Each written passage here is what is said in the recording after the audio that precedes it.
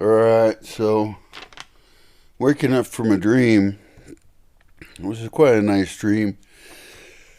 We had a group of people, and uh, we were kind of hippie-esque, I guess. And it was a long dream, really long. And I had been visiting this piece of land for a while, and then there was a bunch of new people, and we were adjusting it a lot. And the point was that we were digging. We were trying to maximize our use of the space and the landscape and the existing rocks that were there. And I woke up and I realized that there is such work to be done here. And some people like to do physical work. They would like to do physical work to sculpt the land. And recently I was talking about digging out around some big rocks that exist and then filling them in with richer dirt and then using that as a microclimate to plant around it and potentially put some benches around it and trails that connect it. And it would be this unusual sitting spot. It's fairly slopey. I don't have a plan for doing something else with it in some way. And the rocks make it kind of special and cool. So I woke up and I was like, well, how does that relate to here? And a lot of places still need bulldozer work. I've only done one bulldozer work pass in 20 years, and I know enough about bulldozers where I know where I want to do some more. And really, if it can be bulldozed instead of done by hand, it should be done by a bulldozer. Because what could take, thousands of man hours to do, person hours to do by hand, a bulldozer can do very quickly and do better probably. So I don't want to do hand work where I know I want a bulldozer to do it later. But there are places like that, and those could get prioritized. So the first thing is to identify them. Well, most anything on the south side is going to be done by a bulldozer, and then there'll be handwork that fine tunes it. But I want that kind of handwork available now because there are really strong, great people who could make amazing spots now and recover some that we've already started because they've grown over because they weren't used or maintained. Where would those be? Well, I'm looking at one. This is my map here. And I know this land really well. So normally I'd want to walk around and check out each one of these spots, and I'll still do that. But it's dark and I'm not really awake. And so I can guess where a bunch of them are. One of them could be done by a bulldozer, I suppose. We started it by hand. And it was so much work we stopped doing it. But it is a potential grotto above a place called Rumspringa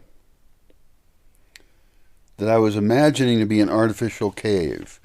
It's always going to be more moist in there, and I'm going to have roads that go up from there onto the hills around it, and those could actually be designed to make it wetter in there. Now, whether that ends up being a lake, a pond, I don't know. But wouldn't it make more sense to pull a bulldozer into there?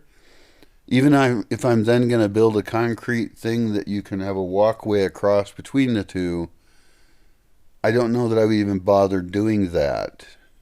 I don't think I would. So I'm going to take it back and I'm going to say that's probably a bulldozer work. I've got a hill called Sanctuario, where I've got a flat spot up there now, and it's possible that, well, that should get re-bulldozed because it's grown over. So it can get a refresher. But I do want to dig into that slope, and I want to dig in around the oak trees. It's primarily oak up there, least anything I care about. And it's still going to end up with a view up there later on over time. But I can't use a bulldozer to do that work because it's delicate work.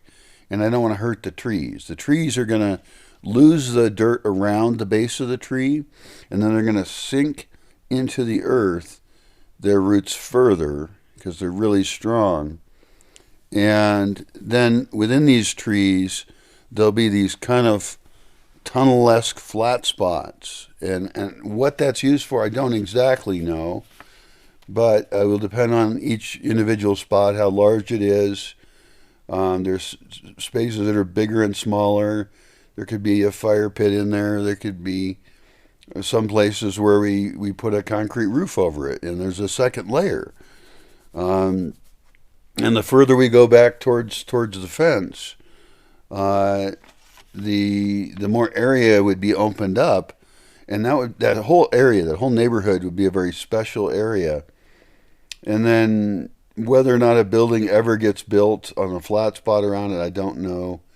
And a bulldozer could be run on the backside to create a road along the property line that connects a whole area up. It's kind of complicated. The point is, that's an area that could get dug now. It would have immediate impact for creating a very special camping area, a special use area. Is it needed right now? Not really. I've got plenty of flat spots in that general area. But I need places where people who want to dig can dig. So we've got two so far. We've got the rocky spot that will be planted, and then we've got within those oaks over there. I have another spot that I've called the nest, and that is very similar in that we're digging around the oak trees in a spot that there's no way I could get a bulldozer in there delicately. And that will also open up lots of empty spot, very central. Already has an electric cable run through it. So it would have like camping with electric. That would be amazing. So many spots where because I have big bulldozer projects, I don't want to waste any time or effort on having them dug out by hand.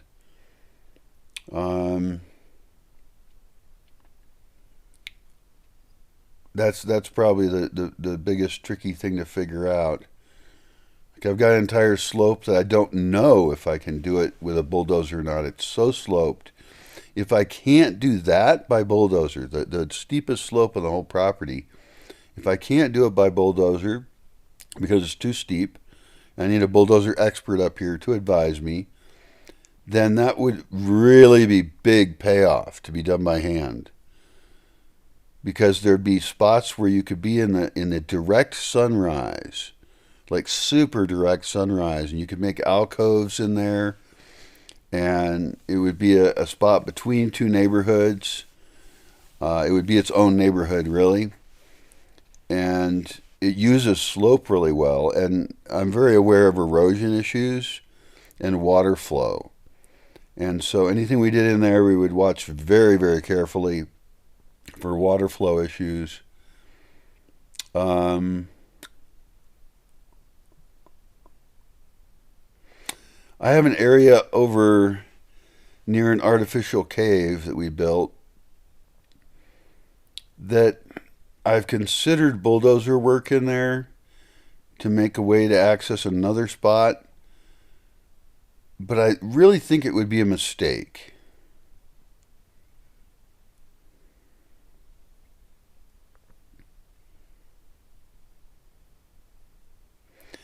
See, there's also a difference between a big bulldozer and a little bulldozer. It would be really cool to get a tiny bulldozer, like a bobcat, and we could do a lot with a bobcat. So that's between a person or a team of people and a bulldozer, where we could do more delicate work with that. And that would be certainly worth it, because essentially it would build a trail. But would it be as good a trail as one done by hand? I don't think it would be if we have to take down any trees. So even a bobcat would not be delicate enough for some of the areas I'm thinking of. I'm thinking of a grove of trees where we used to have a flat spot in there, but it grew over. It was going to be a discussion spot in the shade, and I think that that entire area could all be done by hand in a really elegant way, and it connects up other very important spots, but it's super private in there, super protected from the hot sun. That would be an area to do immediately, and it connects up other places that even though I have building projects I want to do near there, I'm not going to have resources to do those building projects the way I envision them. Like they're bigger building projects. So I'm going to want there to be this grove, this park in there. That would be a target for handwork. And there could even be camping spots in there. It really depends on what trees you run into, and because it's a lot of big cool trees. I don't always know if I want to be camping under a big pine tree because uh, pines tend to fall. Stuff falls off of them like big branches, and I don't want a big branch falling on me. But it's possible that we could even do a series of concrete roofs in there that were connected and became like a series of either open roofed spots uh, that were protected, or even a series of little huts in there. I haven't given that spot a lot of thought. Like, I haven't been there in years. There's no reason to walk down in there. In fact, it's so grown over that I can't get down in there. So that's definitely an option. There's also a lot of spots that could use flattening out, and that I really couldn't get even a bobcat in there elegantly. And they're close in, like down near a little house I have. There's a whole bunch of little camping spots I could have, and some of them could even be building spots. And I can't get a bulldozer in there and not ruin it. And again, it's a spot where we're digging around the trees. And I've done these experiments, well over a decade ago. And the trees don't die.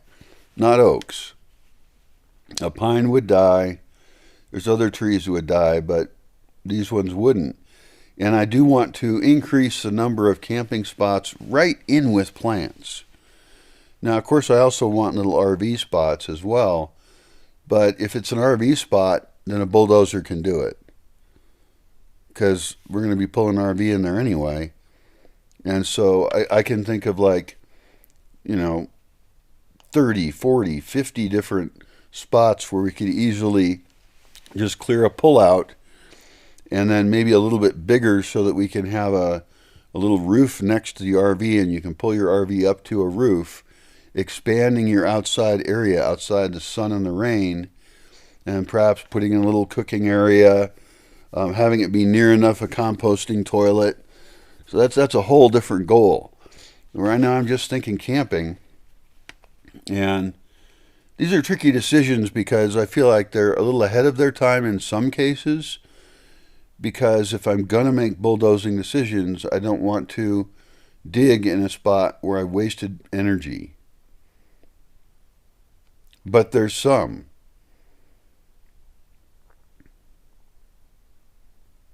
And I suppose the closer in ones would make more sense to work on, like down near that little house. Because that little house has no other buildings near it. It would actually be a good choice for putting in, well, I have building spots I'm going to put near it. But I could put camping spots in there pretty quickly. I've also got a road that used to have camping spots next to it. And those could be recovered. And I don't think there's any plan there for...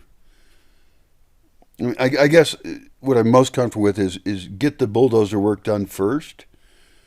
But even that goes in stages. So the conclusion I'm coming to here is that I really need somebody who's good with GIS, who can put in mock-ups of buildings that I want to put in later, and mark out where I would like to bulldoze and how. And then that will also tell us where we want lakes, because anything that can be a lake should be a lake.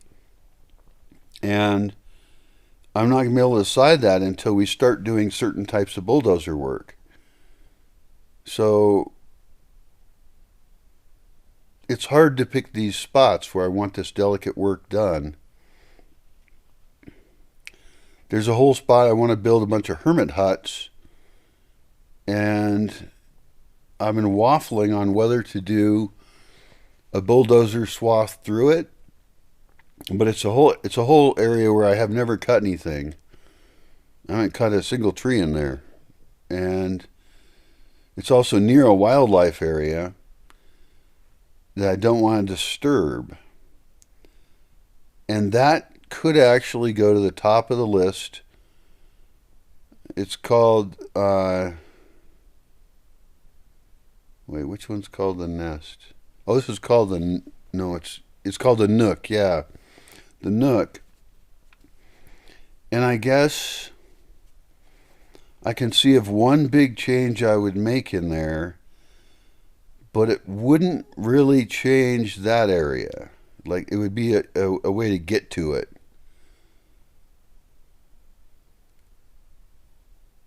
I think that's a really good one where I could run trails along contour, again acting as swales, and then after running through the on-contour trails and a trail to connect the different levels, then decide, okay, I want to put in a series of huts through there, and it's super private. It would end up getting a fence on the other side. It would become part of the animal sanctuary. And so it would be huts in an animal sanctuary, but those animals are mostly nocturnal. We'd want to make the huts so that animals don't get in your hut. So that would be important, because I've had enough problems with animals in buildings. But that could also be a business thing right away, because I have to think about where could businesses happen sooner rather than later. And even though the whole south and north sides I have set aside for businesses, the north side's not going to develop as business until I can buy 2 properties to be able to get there, or set them up as businesses you have to drive way through the forest to get to, which is also an option. So it's a couple different access options. But the entire south side is all bets are off on development for that. Like, it's going to change a whole bunch. It's not going to look like the same as it is now at all. Looking at this map, where else would I dig? There's probably a few trails. Yeah, there's definitely trails I could put in that would be immediately useful. I used to have a trail that went all around the entire property, but it just grew over. It was a tiny trail. It didn't get used. And if it doesn't get used, it grows over. Now, that doesn't mean it's lost exactly, but this was before I put the roads in. And the roads made the old trail system obsolete. And so I still have the trails marked on this map. And every single, they're just dotted lines, every single one of those is a potential for recovering. And a few of those might be bobcat level trails. And some of them could become bulldozer roads. Because when I say road, I barely mean road. Like, you can bulldoze a road, and like, I have roads you can't go down. They have trees right in the middle of them. This is a very strong forest, and it's full of seeds. And the time frame we're looking at is the 20-year time frame, and really longer, where I've got places I cut down all the trees, and it's all forest, young forest. So I know that there's people out there who don't understand forestry and stuff, and will be shocked at the idea, oh my God, that hippie wants to use bulldozers. And it's like, trust me, you want roads that are bulldozed, because otherwise you can't use them later. I want to bulldoze that spot. I want to put a road through there. But I know there's spots where there won't be a bulldozer and there won't be a building. And that's why I need this GIS person to place where I think I might want something, just like go apeshit with defining where might be developed in certain ways, and then look for anywhere that isn't that. And then make a trail to it, make gardens around it, and start planting really cool plants. Because that's the other thing, is I can't plant an area that might change. I don't want to put a fruit tree somewhere that a road is just going to bulldoze it later. That'd be a waste. And I want to pick spots where we can immediately turn them into human camping and gardening area. I guess that's the best ones. Also, I want kids areas, although kids areas, those are going to get developed. I mean, kids need shelter too. And they're going to have businesses, and I'm going to wall it in so that they're secure, get rid of all the rattlesnakes and poisonous plants. And I want one of those that's really central, and I plan as an entire kid town. I know where that goes. And it's near where other people's activities will be, so that parents will be nearby. And then I'm going to have to pick a spot, and I think I'm already figuring out where that is, and it's probably for older kids, because I have a really weird building idea. And so that would actually be a kid/adult spot, adolescents and maze-like buildings of coolness. And I'm really seeing how that's developing with it's all young forest now. And so I want to sculpt into that these other buildings that are just totally different rule set for their development. So I've come up with 1, 2 that we dig around oaks. That would be Sanctuario and Nest. And then this weird little spot that is, for now it's out of the way, but for now I could bulldoze building sites near it and have RV camping, and then have this be like the fire pit areas that have RV camping near it. And then, like I said, potentially those concrete roofs, because those are pines in there. And I just don't like pine branches falling on shit. I mean, whole pine trees fall over. Every time every winter summer, there's big stormy season. And I'll have, 15 pine trees, potentially big ones, just fall over. And they could crush a car. There's life safety issues to be considered here. It's not just aesthetics and landscaping and gardening. And then I've got a lot of areas that could be macheted out, which is a different kind of work than wheelbarrow, pickaxe, shovel work. That's what I'm envisioning, so I'm talking about. But I've got areas where they need to be macheted or weed whackered. I have weed whackers that actually have, instead of a little string, they've got a circular saw as the cutter, like they're hardcore weed whackers, because they're going to have to cut through half-inch things that I would call weeds. A weed being just a plant that isn't where you want it. It's just a useless plant. It grows everywhere. It's not endangered in any way. Bees do like it, but I mean, I've got it everywhere. Everywhere that's been disturbed by roads or human work like that, it just grows up. And like I'm looking at one right now, I call it Rumspringa. And that could make an amazingly cool park. It's super central. It's not scheduled for any other use. It needs to be cleared out of the underbrush, clear out some of the lower branches of the pines. They're all young pines, and it's going to be a big pine grove. It's going to be really cool. We can let it get as tall as we want. It's not going to block any view that's important. The areas around it have views that are elsewhere.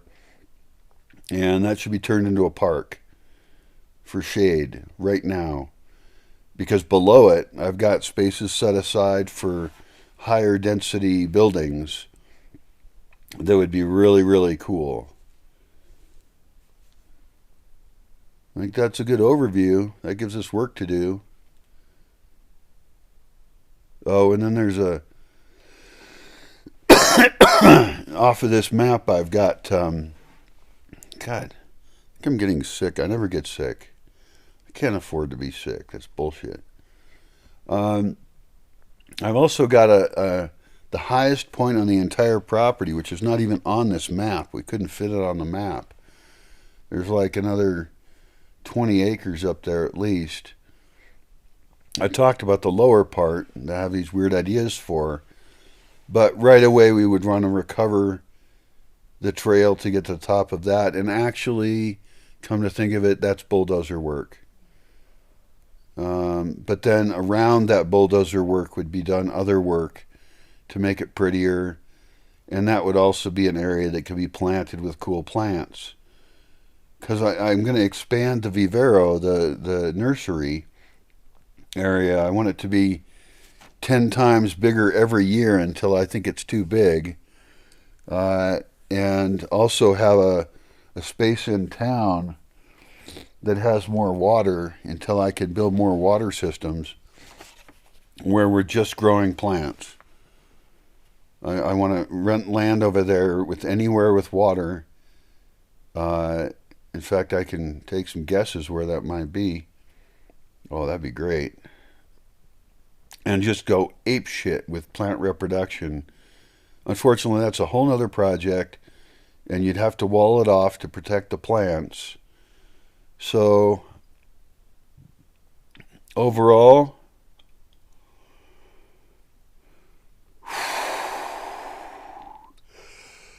it would be cheaper just to build more buildings that do rain capture and then suck it up and pay for the rain storage, because that's where all the money in rain capture is, in the storage. And I have buildings that don't capture any water right now and could capture more than is expected to be needed there for a very long time. I've got one whole cistern. I don't even use the water on it because it's so far from everything. And that's a really nice north-facing slope in there. And so we could both increase rain capture in that area and have plant reproduction. And the entire ravine has a big area in it that we used to use for plant reproduction. And by dumping rich dirt in there, which is available right there, just filling it up with rich dirt, we could turn that into a natural vivero, a natural nursery that would just crank out plants. Baby plants that could not survive on their own out in the forest. We can have those in there for 3 years until they're big enough. They have a big enough root system that we can then move them out into other parts of the forest.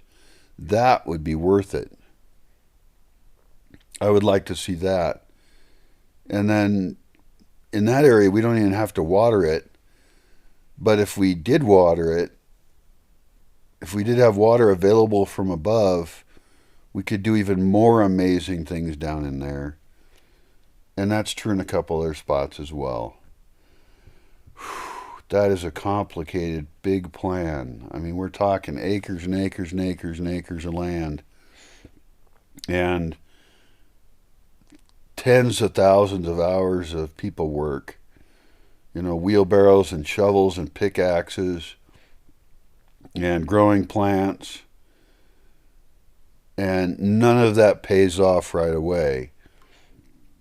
The stuff that pays off out of that right away are small building sites, because we don't have enough resources to do big buildings, and RV camping.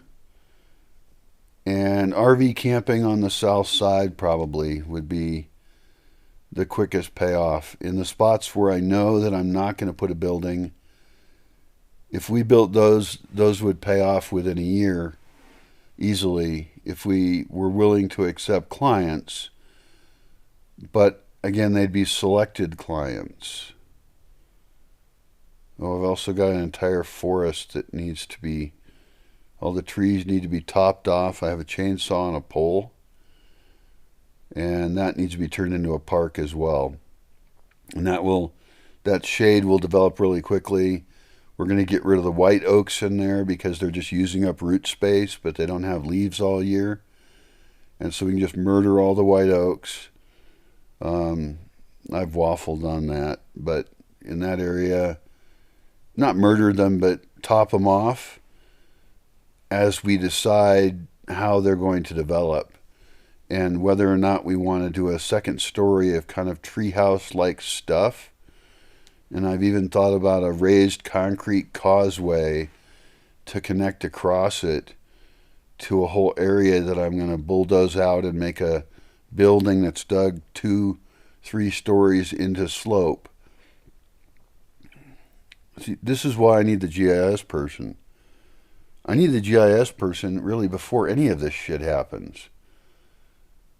Because making a bad decision is massively costly. And almost every town you can imagine has a terrible design. Even the towns I love have a terrible design. And design is the cheapest solution. If you design it right, you get maximal space usage for the next whatever generations survive on the planet. And I've made bad design choices before. A bunch. And they're not fatal. They're things I now work around and are part of the design. It was an initial ignorant person's design 20 years ago where I was like, well, we could put that over there, we could put that building over there. And I would say the biggest design decision I made that was bad was putting a bunch of buildings really far away. And that's because of the kind of person I am, that if I was going to camp out somewhere, I would want to camp away from everybody else. Well, I'm unusual in that regard, and it'll still pay off because I can have those spots available to people who are like me, but I'm in the extreme minority in that regard. Most people want to be closer into other people. They feel more comfortable that way. And it's okay. Like, I put 2 cabanas off on their own, far away from everything. And that whole area can be made into its own space with an identity. I'm going to put a building in between the 2 cabins that will be able to support solar hot water heaters, solar power, rain capture. It'll become the beginning of its own neighborhood in a spot that needs its own neighborhood. So it's not lost effort. In fact, all the buildings I put in there will pay off still. But that's actually one of the areas where I want to put in quite a number of smaller buildings, because it's my kind of area that would be good for festival space. And I'm going to set aside spots for bigger buildings as well. But I want to have a building program, and so I need small, cute buildings that are also examples of something that somebody could make themselves, so they could come to a workshop and learn how to make their whole own building. That would be really cool. Well, I know that none of these places I'm talking about you can relate to and you don't know what they are. But hopefully, if there's any use in that to you, it is that these are the kind of design decisions you might be struggling with if you own a large property. And I guess the shortest lesson I've mentioned is probably put your initial buildings pretty close together, because you're going to want to be close together. And you can always put your further out ones somewhere after you understand your land better. I still am very happy with every road I've made. They've been excellent decisions. A few tiny tweaks I would make, but very few. And that's it. It's an overwhelming bunch of decisions. I have been curious if I was ever to consult on another piece of land, which I have consulted on a couple smaller ones, but if I was ever to consult on a piece of land this big, what's the exact order I would write down on what to do where? And I think what I would do is figure out access points,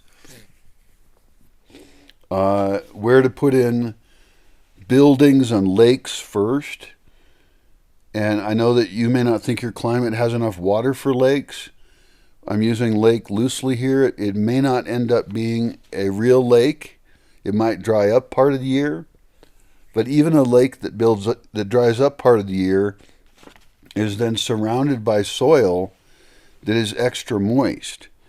And so that is all microclimate around it.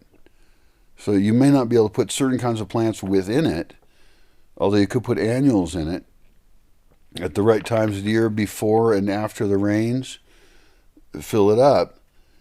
But even if it drains, you could put plants around it like trees. And even if it drains, you could still plant it at different parts of the year. Also, lakes that drain could be fixed, especially if you do have buildings nearby that have extra water that you don't have money to store. You could dump that water into it, filling it up extra, and you could do what Sepp Holzer in Austria does and put pigs in it. The pigs would mush up the ground, and then you could put bentonite clay in it, and then it wouldn't dry out as much. And you could dig it deeper to store more and more water there so it wouldn't even evaporate during the dry season. And that for me is totally experimental. I do not know how it would turn out, but I don't actually have to understand that to know that I'm making an extremely cool microclimate. However it turned out, it would be useful. And you might have to improve the soil there. The one experiment I did with that down in an area, the earth was too hard. It was hard-packed earth. I didn't fill it in with soft dirt. And so everything I put in there died, as far as I know. I have to go down there and check. Some bamboo might have lived. But it was just experimental. I had a bulldozer doing a road right there anyway, and I was like, well, dig out this hole here and fill in this road so it's a better road, which is now grown over. An unused road just grows over. I mean, they're just dirt roads, right? And that's actually encouraging, by the way, because that just means it's going to grow over with the pioneer plants that come in, the ones I don't like, and then later other trees will come in and take it over. And so all the changes I've made to the entire forest, if I was to die tomorrow and nobody ever used this land for anything, it would all just revert to forest. It would be stages of trees that come in and take it over. And that means really I'm not messing the forest up. In fact, in some cases, the way I've done the roads, I do them on contour, right? In almost all cases, roads are on contour. You just have to have connecting roads between them. Uh, but in almost all cases, they act as swales, so that in one case, I moved rain off of a public road that is a dirt road, and therefore a dirtier road, which I don't like. But it moved water into the land, far, far into the land, and resulted in the first place I had with very, very dense undergrowth. Like there's no way you can even get through it. And it all used to be just pine. It was not biodiverse. And now there's more space for bunnies. There's spaces dogs can't get through. It's really cool to watch kind of the sculpting of a forest. And mixing in human and plant use, primarily with the forest reforesting itself. It's really amazing to watch it. And I haven't put fruit trees all through it or something. Some people would think, oh, put fruit trees all through the forest. And it's like, no, you have to do the other stuff first. Because you don't want to put, because I would like to spend $10,000 or $20,000 on fruit trees at least. And then also do massive plant reproduction. We have done a lot of grafting because there's a native hawthorn trees, and those are convenient to graft onto.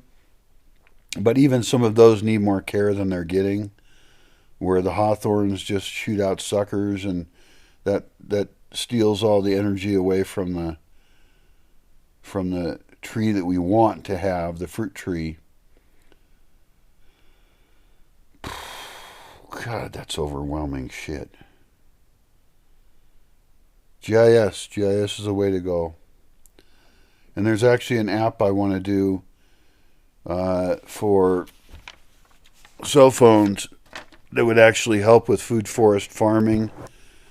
It would help with remembering where cool mushroom stands are that you want to protect. I don't have a problem remembering those because I know where they are, but other people might need to know that. And also for plant identification. A lot of people don't know anything about the plants here. I didn't know about the plants here when I moved here. And so walking around and being able to see unique and cool plants would be really great, where you could just wave your phone around and it would go, oh, look, cool plant right there. Or also for seed collection, it could tell you, oh, plant over there needs seed collection. That's a to-do item for you.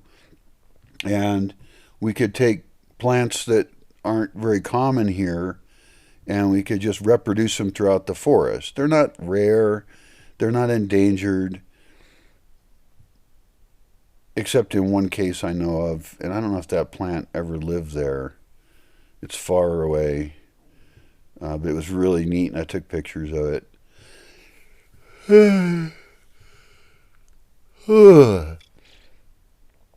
God damn. Oh. So my map, as cool it is not detailed enough.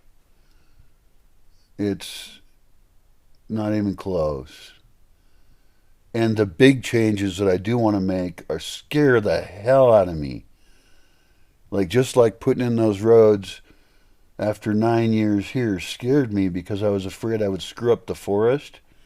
Well, I didn't screw up the forest because I thought about it for 9 years before I did it.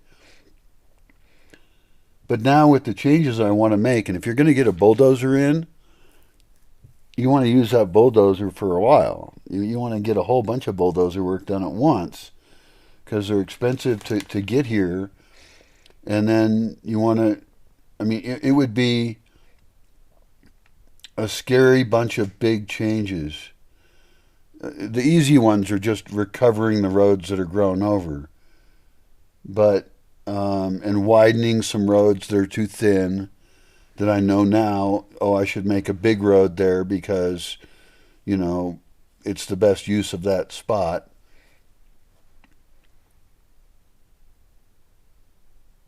But even that's scary. Those are big decisions to make. Why is that line right there? Oh, I know what that line is. That line's supposed to be right there. Yeah, and I think GIS, that's Geographical Information Systems. It's really fancy maps where you can place things, and I need to get the entire area also drone mapped in order to do the GIS work. And that could happen now. That's something I could crowdfund right now because I have a friend who is a hydrologist and he has a drone and he could make a drone map this time of year of the entire property and maybe properties near it too, because I want to do things on nearby properties as well. A little harder to do because there's a lot of tree cover, but those are part of the plan. If I have a good enough plan, I believe that I can get people to invest in it and see that there's a future. And some of those properties someone else could buy. I don't have to own everything. Uh, but the design is part of the value of the land. The design is part of the value of the land. Oh, we used to have a frisbee golf course right there. I could make a frisbee golf course again. I also want to make a putt-putt golf course. All that stuff's easy. Those are little pickleball court. There's so many fun things you could do with this big piece of land. This is the biggest, coolest project I've ever been involved with in my life and probably ever will be.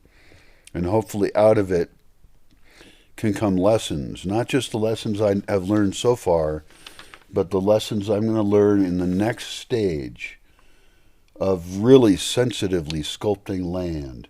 No one I've ever heard of has thought like this.